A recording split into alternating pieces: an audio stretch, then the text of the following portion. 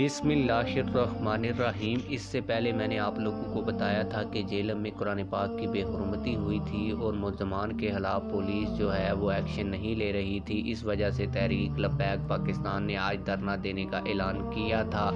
Police कई दिन गुजरने के बाद भी बिल्कुल कार्रवाई नहीं कर रही थी। अब तहरीक लब्बैक पाकिस्तान ने इस धरने को ख़त्म करने का ऐलान कर दिया है, क्योंकि तहरीक लब्बैक पाकिस्तान ने 3-4 मुतालबात रखे थे और ये थे कि 3 अप्रैल बरोज़ बुध रात 10 बजे दर्ज झैल सिफारिशात हुकूमत को भिजवाई गई थी।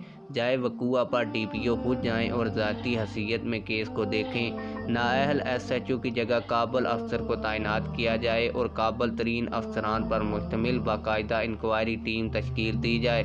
तमाम तर जदीद सलाहियतों को बरकार लाया जाए और फौरी जियो फेंसिंग करके जदीद टेक्नोलॉजी की मदद से मुल्ज़मान तक पहुंचा जाए।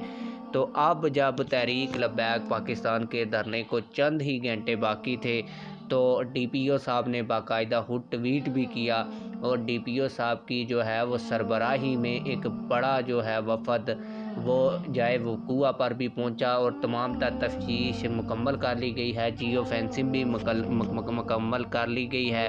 इस हवाले से DPO साहब ने खुद ट्वीट में लिखा है कि मुल्ज़मान की फौरी गिरफ्तारी के लिए DPO साहब और उनकी तरफ से 2 स्पेशल टास्क फोर्स टीमें बनाई गई हैं जो भरपूर कार्रवाई करेंगी।